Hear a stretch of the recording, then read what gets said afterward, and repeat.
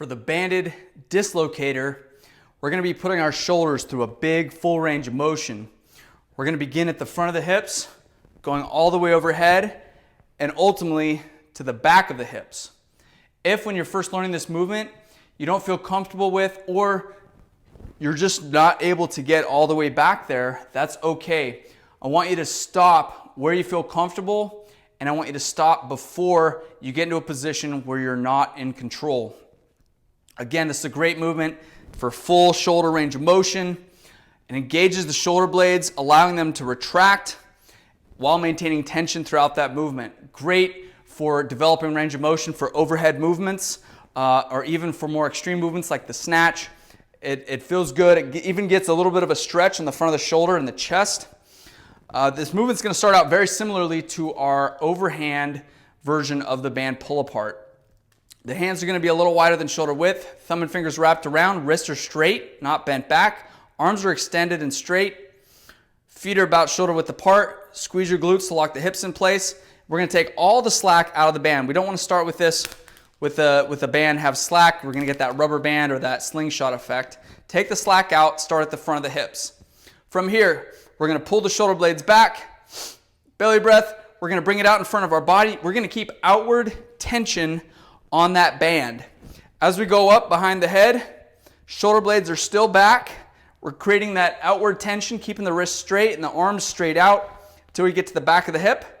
Then we're going to come back up, over the head, and back to the front. When you reach the front of the hips again, reset the shoulder blades and initiate movement.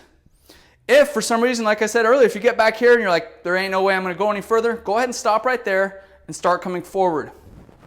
Couple of things to look out for. If you get behind the back and your arms start to do this, they start to bend, that's a no-go. I recommend looking at a mirror or having somebody check to make sure you're not doing that, because now your shoulders are in a really vulnerable position, especially if you come all the way down here to the hips. That was already starting to hurt my shoulders a little bit. There's no more connection. There's no tension anymore from the shoulder, or from the wrist to the elbow to the shoulder. This is gone. And so not only are you leaking out a lot of energy, but now that shoulder is in a really awkward position because everything is bent. Do not let the elbows bend. Instead, as you come up behind, keep that outward tension on that band, pulling it apart. Keep the arms locked out, even at this extreme bottom position, and come back up. I guarantee if you end up bending the elbows every time you go behind your back, you are going to end up with shoulder trouble. This is definitely one of those movements where it could be a really good thing or it could be a really bad thing. All it takes is that little tiny tweak for it to turn into a really unhealthy movement. Again, always begin at the front of the hips. Keep the shoulder blades back, reset them, and keep that outward tension on the band. As you go up and over the head, we also want to avoid bringing our head back or tucking our chin forward or going side to side. We want to keep our head up nice and neutral throughout.